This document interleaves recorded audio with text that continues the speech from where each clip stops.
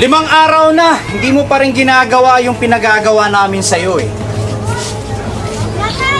Hindi ko kayo akong gawin. Hindi magagawa kayo. Alam mo na ang mangyayari. Sa mahal mo.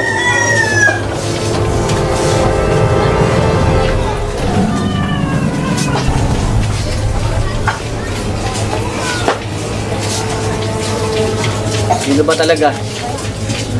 Sinutumba ko.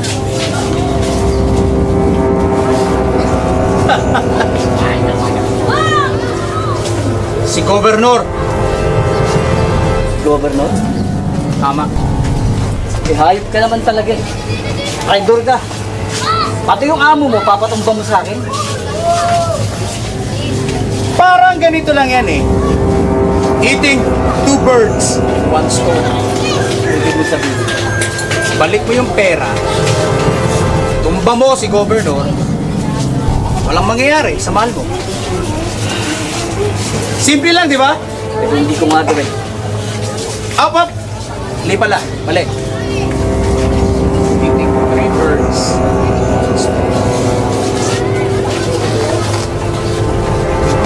Balik mo yung pera. Tumba mo si Governor at si Dayan. Di ba sinabi ko sa'yo, layuan mo si Dayan dahil siya ay para kay Sir Richard. Ang bihira ka talaga, Doktor. Pati si Richard, pinaka-traidor mo, hindi niya alam ang ginagawa mo. Pati lolo niya, mapapatay mo.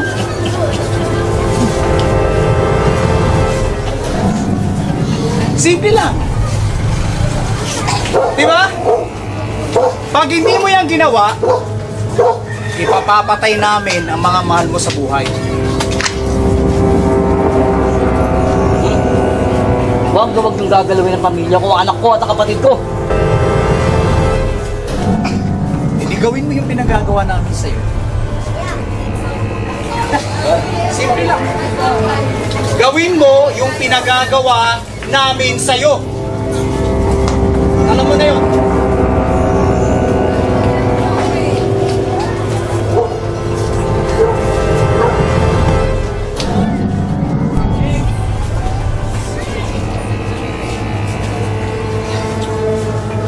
Limang araw.